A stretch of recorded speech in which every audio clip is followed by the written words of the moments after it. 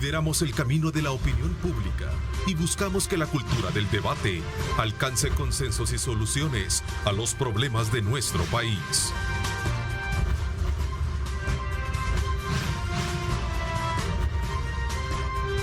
Diálogo con Ernesto López. ¿Qué tal, amigos? ¿Cómo están? Qué placer enorme saludarles. Gracias por estar con nosotros desde muy tempranas horas de la mañana y tal y como lo mencioné hace unos minutos. Vamos a hacer un análisis sobre la situación que dio como resultado toda la información dentro de la comisión que investiga el tema de los sobresueldos. En esta primera parte también vamos a hacer un abordaje sobre el tema que lo mencionábamos, es preocupante. El número de casos que estamos teniendo hoy en nuestro medio, que tiene que ver con las infecciones de COVID. Por supuesto, el número de contagios y todo esto ha incrementado.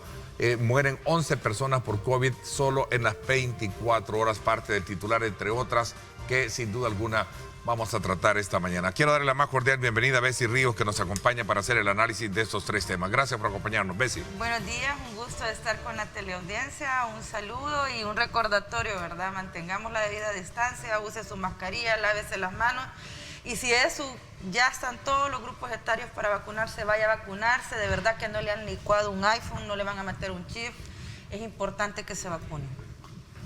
Bueno, quiero darle la más cordial bienvenida también a Adán Mejía. Gracias por acompañarnos, Adán. Gracias, don Ernesto, y un saludo a toda la teleaudiencia y a los que a través de las diferentes plataformas digitales también nos acompañan.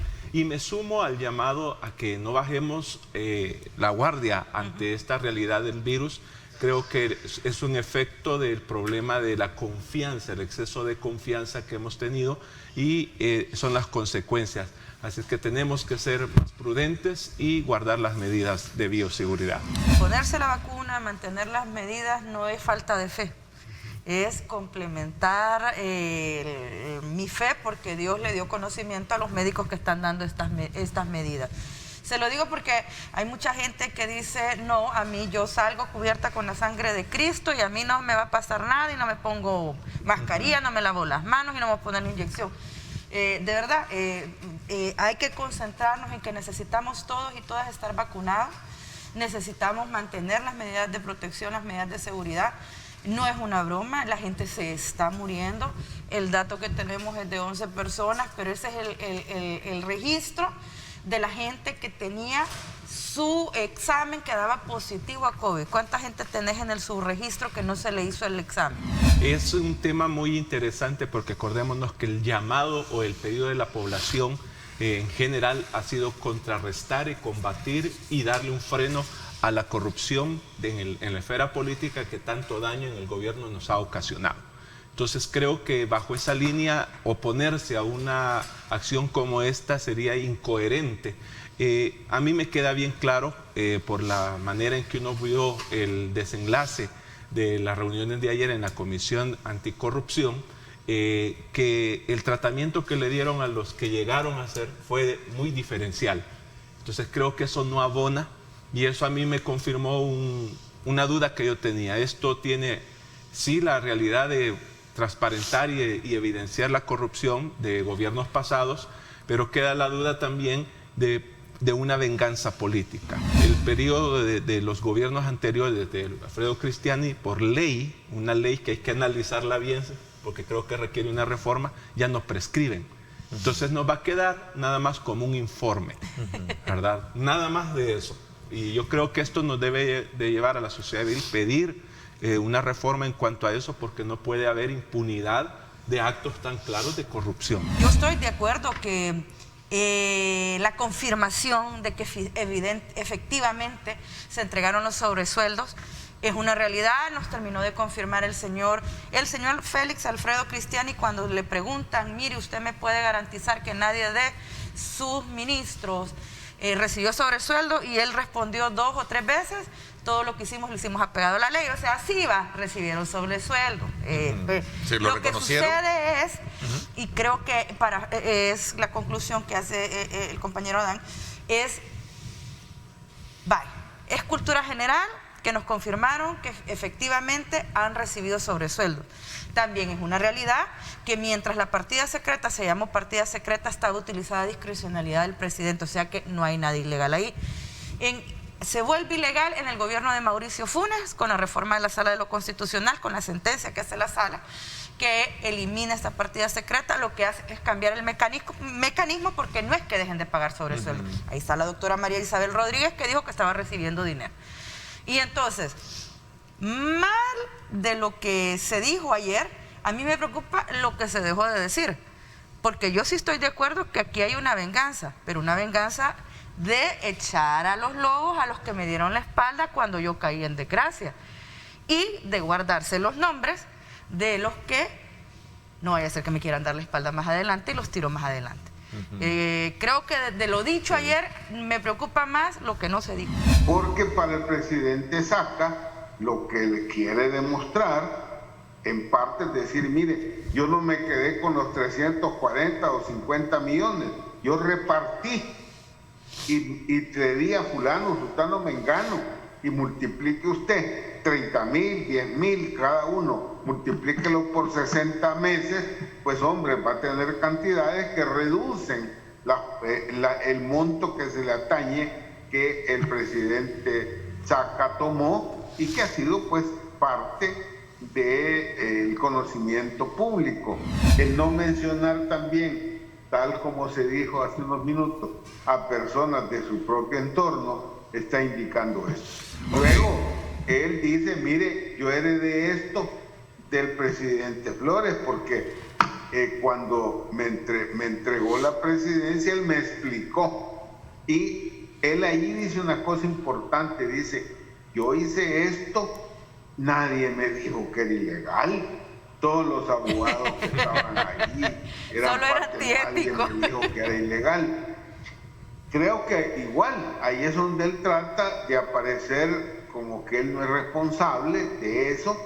Y todo eso, insisto, para mí está orientado adentro de también la insistencia de él de su inocencia. Y luego tengamos en cuenta que pronto estará saliendo, porque él le pusieron una pena incluso menor que a su esposa, y por consiguiente lo que ya estuvo más todo lo que se quita, seguramente en poco tiempo saldrá, y esto es parte también de preparar posiblemente esa salida y que la reacción popular sea, bueno, sí, pero este señor contó quiénes fueron los malos también de la película. Este era un mecanismo que utilizó Cristiani, que usó Calderón, que usó Francisco Flores, que usó usó Antonio Saca, y que él se le pasa ese mismo manual al primer gobierno del FMLN. Que no se nos olvide tampoco, o sea, esto es una práctica que se generó, y creo que se genera por la falta de madurez de muchos analistas y mucha gente que no quiere hablar y tocar el tema de que ya es hora de evaluar los salarios de los funcionarios públicos. $5,000 vale ser presidente. Y perdón, yo no me muevo por ese sueño caliente de hay que ser patriotas y entonces entreguemos hasta la última gota del corazón. Tampoco. Seamos realistas, $5,000 corresponde al salario de un presidente, $3,000 o $2,000 a un ministro para la responsabilidad que tienen. ¿Por qué no hablamos ya de reformar la ley de salarios? Sí. Y páguele a la gente lo que hay que pagar, porque si le pagamos a la gente, hacemos un perfil que valga la pena, y se le paga a la gente lo que valga la pena, se va a cortar este método de dejar de pagarle a la gente bajo la mesa.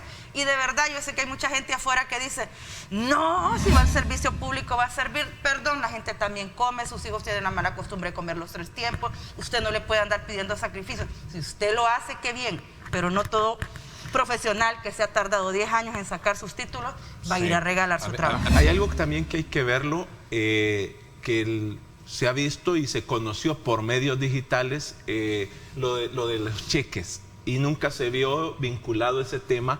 Probablemente yo lo entendía así, por reserva del caso de parte de la Fiscalía, no se dio a luz pública, y ayer se dieron esos elementos, como tú dices. Él decía que buscaba, en este caso, el funcionario de ese entonces, como que parece que tenía aspiraciones de poder reelegirse.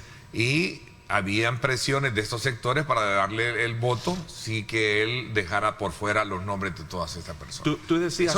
Eso lo dijo él, no es un invento mío. Claro, tú decías algo que a mí me llama la atención y hago el llamado a la Asamblea Legislativa que tenga cuidado y vea los términos que le está dando nombres a las comisiones, porque tenemos la otra comisión de fondos asignados a la ONG que deja como que tener una ONG relacionada con financiamiento de la Asamblea es corrupción. Y ojo, cuidado con eso. Porque a esta comisión se le llama una comisión contra sobresueldos. Ahora, ayer se mencionó dentro de los que estuvieron hablando, y fue el exsecretario privado de Tony Saca, que mencionó un artículo de la ley de impuestos sobre la renta, y lo voy a leer textualmente porque se ha satanizado el término sobresueldos. O sea, no estoy diciendo con esto que favorezco la intención de engañar, porque como yo digo, hoy no se llama sobresueldo, hoy hay ministros ad honorem que reciben pagos por servicios profesionales. O sea, es lo mismo, es un sobresueldo. Pero veamos lo que dice el artículo 64 de la Ley de Impuestos sobre la Renta. Para la presente ley se consideran servicios de carácter permanente aquellos cuyas prestaciones es regulada por la ley laboral y remuneración de salarios, sueldos, sobresueldos, horas extras, primas, comisiones, gratificaciones, aguinaldos y cualquier otra compensación por servicios personales, ya sea de estos que se paguen en efectivo, en especie o donde se presten servicios, ya sea por tiempo definido o bien por un tiempo prudencial. O sea, la misma ley reconoce el término sobresueldo y creo que estamos como satanizándolo y viéndolo como una manera mala. Lo malo es la falta de información, porque la ley de impuestos sobre la renta lo exige. Ahora hay que preguntarnos, toda esta gente que le dieron sobresueldo, que seguro se van a amparar al artículo 64, que demuestren dónde pagaron la renta de ese sobresueldo. Es que creo que eso es lo único que se va a poder sacar. O sea, aquí creo que el pueblo debe entender que esto es una realidad. Vamos a tener información, pero usted no va a ver preso a nadie. Yo sé que mucha gente quiere verlos, que los saquen latigados, los pongan en el Parque Libertad, los agarren con todo. No va a pasar eso. Lo más que va a pasar, y eso a los que no se han prescrito, ¿no? Van a tener que pagar impuestos, pero lejos de eso más nada, porque en los momentos que se recibió no era ilegal. Y perdóneme, si usted quiere tener funcionarios a nivel de ministro con la responsabilidad que eso implica cada vez más, mucho más, al ser parte del mundo globalizado, se necesitan funcionarios de alto nivel, de alta capacidad, pero además con ética. Eso se paga. La empresa privada lo paga. Bueno, el Estado también debe pagarlo, y que ser funcionario público sea prestigio, no al revés. Entonces, para eso se paga. Alguien dijo, mire, usted quiere tener chimpancés de ministros, páguele con cacahuetes. Pero si usted quiere tener funcionarios, pague lo que realmente vale un funcionario. Claro, pero si voy a tener funcionarios... Un chimpancé pagándole bien.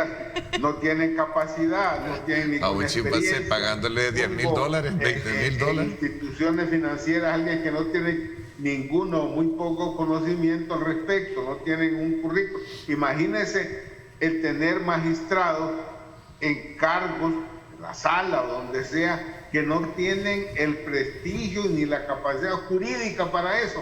¿En qué terminan? Bueno, tal como el presidente Saca, yo termino diciendo, mire, esta película de que la concentración del poder es una película que yo ya vi.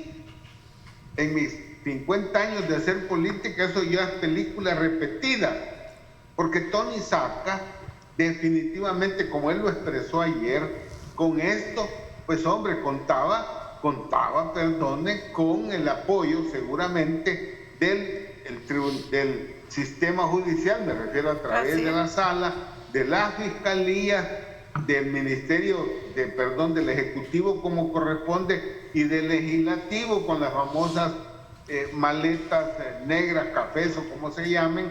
Bueno, es la misma película. En el pasado el ejército, que era el verdadero poder administrativo. La asamblea debió haber dicho, tengo $100,000, vengan tantas ONGs, me traen los proyectos, les vamos a dar seguimiento y asignar de esa manera, porque tampoco es cierto, como dijo doña Lorena, que cualquiera que llegara con su ONGcita y pedía fondos le iban a dar. Si no, ingeniero, dígame, todos tuviéramos ONG, No, hubiéramos ido. necesitaba un padrino, necesitaba un padrino, o sea, madrina. aquí hay que ser realistas. Sí. El diputado que tenía mayor influencia conseguía los fondos para su ONG. Y van a disculpar, pero hay algo que fue conocido por todo el mundo. El ministro Cáceres le hacía el bendito a doña Lorena, y eso de que te voy a recomendar y no era orden, tampoco es tan cierto. Dice el órgano legislativo, judicial, la fiscalía, partidos políticos, todos controlados con dinero robado del pueblo salvadoreño. Y así tienen el descaro de exigir que volvamos a sus tiempos de independencia entre los poderes de Estado. Hasta cierto punto, escuchando y viendo el comparativo, y perdón, voy a pecar bastante atrevido, pero no es mi intención, sino que someterlos a consideración de ustedes este elemento, es que le están dando la razón de lo que se ha hecho. Sí, yo creo que hay que ver la finalidad del sobresueldo, ¿verdad? No era darles órdenes, hagan específicamente en contra de la ley, sino compra de voluntades. Esa era la finalidad de la estrategia de dar, ¿verdad? El poder financiar. A mí me llamó la atención que ayer entre las preguntas que le hacían fueron directos en preguntarle si en el periodo del expresidente Saca se le dio fondos de la partida secreta, como se conoce en términos populares, al partido FMLN, ¿verdad? Y solamente se mencionó al PDC y al PCN. Entonces le preguntaron ahí la razón de esto, ¿verdad? Y era operación política, porque eran afines a la hora de votar en la Asamblea Legislativa, o sea, era compra de voluntades. Ahora, el problema actual que yo veo con el gobierno es que no respeta la separación de poderes desde el hecho. Por ejemplo, el 1 de mayo se vio bien claro la orden desde el Ejecutivo de quitar a los magistrados de la Sala de lo Constitucional y no se respetó el debido proceso que la misma ley establece. Entonces, ahí sí ya no vemos separación de poderes. Aquí no podemos hablar de compra de voluntades. Entonces, ahí es donde hay que marcar la diferencia. Siempre se ha dicho que Arena tuvo el control de los 3 poderes del Estado y que el que lo niegue diciendo es que mire, habían otros partidos ahí, pues sí, partidos a los que les daban dinero, pero tenían los votos. O sea, ¿qué es lo primero que recuerda usted de las asambleas legislativas en los gobiernos de Arena? Al PCN votando con Arena y dándole los votos. El ingeniero estuvo de diputado en esa época. ¿Qué es lo otro que recordamos cuando el FMLN logra tener una buena representación en la asamblea? Al PCN votando con el FMLN y no le pusieron la azulgrana, pues. Y después fue Gana. Y ahora la actual representación legislativa no necesita ni uno para tener los votos. Se la ganó en las elecciones. Pero a pesar de eso los tiene. Sí. Porque tiene los votos de Gana, tiene los votos del PCN, tiene los votos de este señor que dice que es del PDC. Es decir, también los tiene. Exacto. ¿De qué manera? Yo ya no sé de qué manera, pero que los tiene. Y lo mismo pasaba en esos tiempos. Ahora, yo sí separo de eso a la Sala Constitucional 2009-2018, donde el doctor González y otros miembros eran parte. Allí sí me parece a mí que no se puede decir hay que hacer que el parteaguas. esa sala formaba parte ni recibía parte de eso. Ayer don Elmer le preguntaron eso, el mecanismo que se utilizaba, y él decía que iban a casa presidencial a traer ese dinero, que mandaban un mensajero, que no era la misma persona, que lo entregaban en un sobre, ¿verdad? Y que se iba, entonces no había firma. Desde ahí, pues mala administración. O sea, veamos que quieran justificar, como dije, el sobresueldo, hasta la ley lo reconoce de impuestos, ¿verdad? Pero la manera, cómo poder administrar el órgano del Estado, o sea, el Ejecutivo con una irresponsabilidad de no firmar. Tu sobre, no me firme. O sea, es dinero del Estado, entonces yo creo que eso no se vale. Dinero del contribuyente, no digamos dinero del Estado, porque el Estado no produce ni un 5. Sí.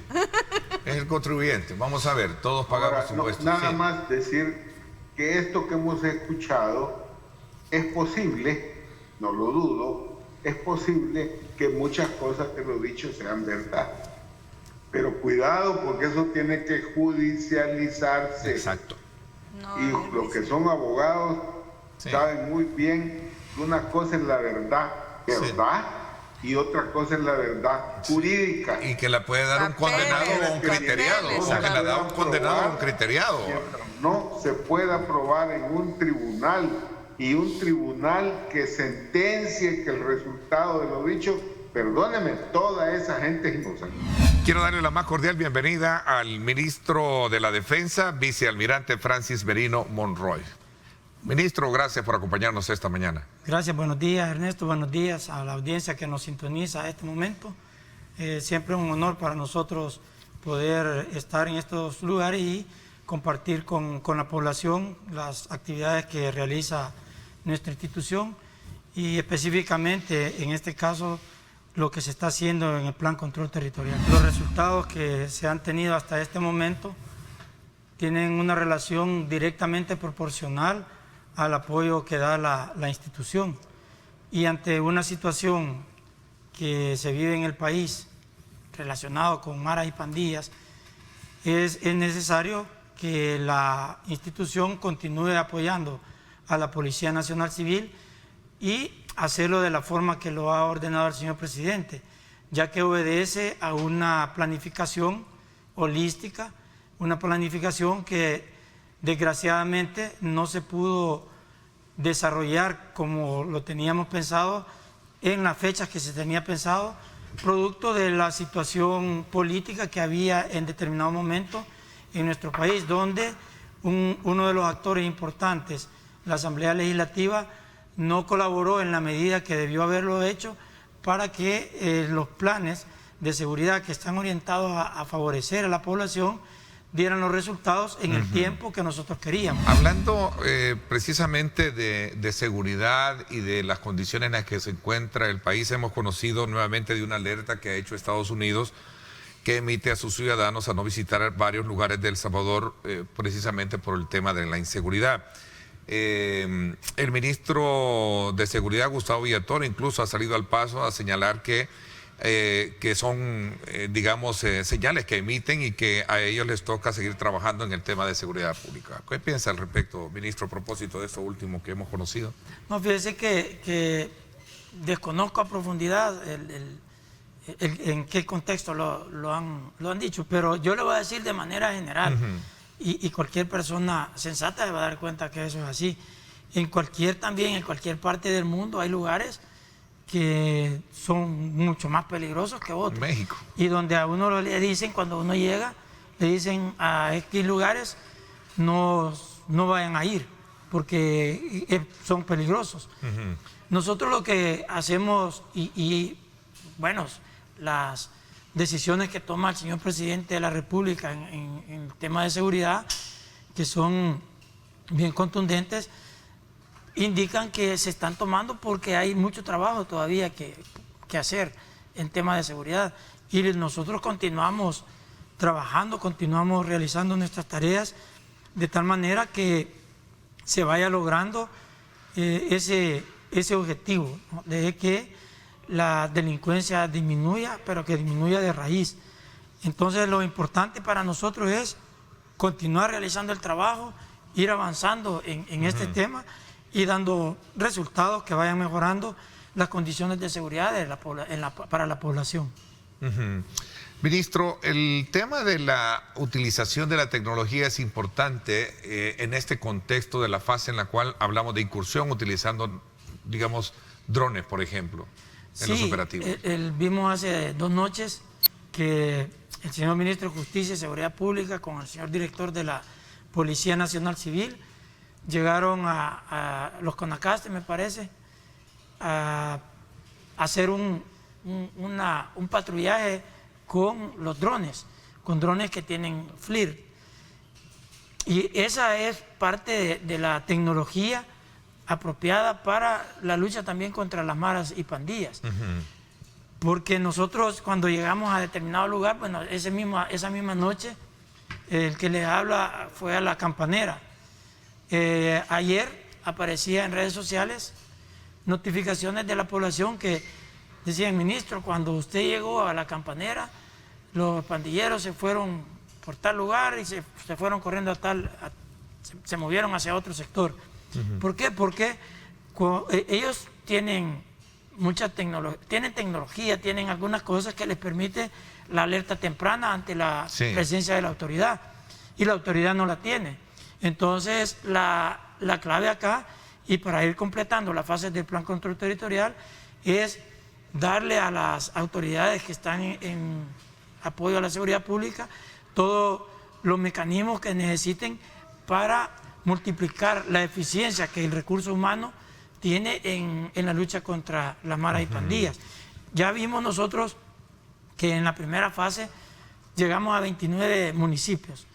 29 municipios y las instituciones están a su máximo, empleadas a su máximo. ¿Por qué? Porque tenemos que hacerlo físicamente. Pero si nosotros a esto le vamos agregando la tecnología, esto se traduce en un efecto multiplicador. ¿Por qué? Porque usted puede ver con un dron, por ejemplo, puede ver que el movimiento que está haciendo el pandillero, hacia dónde se va a mover. Y obviamente puede ser actuar de manera eficiente hacia cada uno de los movimientos que ellos hacen. Pero de lo contrario, lo que va a suceder es que se van a estar moviendo ante la presencia de la autoridad, se mueven de un lugar a otro y andan así. Y se habla también de un equipamiento de un buque, y creo que es más helicópteros, creo, ¿no? O sea, sí, dentro de la fase 3 del Plan Control Territorial, dentro del préstamo de 109 millones, en el caso de la Fuerza Armada hay 50 millones para la institución, y ahí está contemplado y aprobado también por el BESIE el dinero para un buque para la lucha contra el narcotráfico y un helicóptero. Eso en verdad no es todo lo que se necesita, pero ya es algo. Igual que la policía ha considerado un helicóptero tan vital. Nosotros hemos visto en otros países como cuando hay persecuciones, la policía lo hace terrestre y también al mismo tiempo un helicóptero que va acompañando a las unidades de tierra. Y para esos efectos son que se necesita este equipo y estos elementos a modo de multiplicar el efecto de las autoridades para ser más eficientes contra las maras y pandillas. Ahora, llama mucho la atención porque nosotros, y esto es público, pues no tenemos nada que ocultar, pues nosotros hemos subido a Comprasal y hemos hecho público para la licitación de un UAV, es un vehículo aéreo no tripulado, porque se necesita para cumplir misiones. Nosotros cubrimos en el Plan Control Territorial la parte fronteriza, los pasos fronterizos no habilitados, y para ello se necesita tecnología para poder vigilar, porque no puede tener en cada paso. Estamos en 195 pasos fronterizos no habilitados. Allí hay empleados 2.600 efectivos militares. Y no estamos cubriendo todo lo que debemos de cubrir. Entonces, esa parte que va haciendo falta se cubre con la tecnología. Pero, sin embargo, la gente que no sé si lo hace por ignorancia, quizás podría ser más por ignorancia que por otras cosas, pero preguntan que para qué eso. Igual que cuando Rodolfo Parker preguntaba que para qué un helicóptero, que para qué un buque, eran juguetes del ministro. Pues la misma situación se presenta ahora, pero yo creo que lo importante acá es que la población que en verdad está sufriendo, ha sufrido los embates de la delincuencia, para ellos lo que nosotros hacemos sí es un alivio, y ellos sí lo ven bien, y que es la mayoría de la población, porque cuando uno está en la calle, nosotros vamos a cualquier lugar. A mí normalmente me gusta ir a los lugares donde dicen que ahí no entra la autoridad, y no es porque esté como un niño poniéndome a jugar con ellos, sino que es, bueno, vamos a verificar si es verdad, porque después viene a una entrevista y le preguntan a uno, mire, ahí están diciendo que les han prohibido llegar a X y X colonias. Le digo, bueno, no, yo llego ahí a la hora que tengo que llegar, a la hora que me gana. Y se encuentra uno la población que le agradece, o sea, gente común. Ya ha puesto a prueba ese mecanismo de incursionar y que dicen que aquí no se puede. Y le dicen a uno, ministro, gracias, mire, ahora podemos jugar en los parques, podemos realizar actividades, y es notorio. Esto no quiere decir que vivimos en el país de las maravillas y que el problema está resuelto, pero sí nos dicen, y nosotros vemos, también comentamos entre funcionarios, ver cómo en lugares donde antes a las 18 horas ya la gente estaba en sus casas, Ahora a las 21 horas hay gente departiendo en las calles, hay pupuserías abiertas, hay negocios abiertos, y eso es producto que ha llegado un nivel de tranquilidad a la población, pero que todavía falta mucho más trabajo que realizar. Ok, el tiempo se me fue, ministro. Le quiero agradecer que nos haya puesto al tanto de cómo están las proyecciones con este nuevo lanzamiento de la cuarta fase y sobre todo también el rol de la Fuerza Armada en este contexto. Gracias por habernos acompañado. Gracias a ustedes y a la población salvadoreña. Decirles que el Gabinete de Seguridad está en un 100% trabajando fuerte para llevarles tranquilidad. Y sigo pensando el reto de correr los 42 kilómetros. Los 42 kilómetros que hace el ministro. Se puede. Se puede. Bueno, se puede, vamos a verlo. Gracias por mi parte, eso es todo por hoy. Pásenla bien y como siempre recuerden lo más importante, amar a Dios sobre todas las cosas. Lideramos el camino de la opinión pública y buscamos que la cultura del debate alcance consensos y soluciones a los problemas de nuestro país.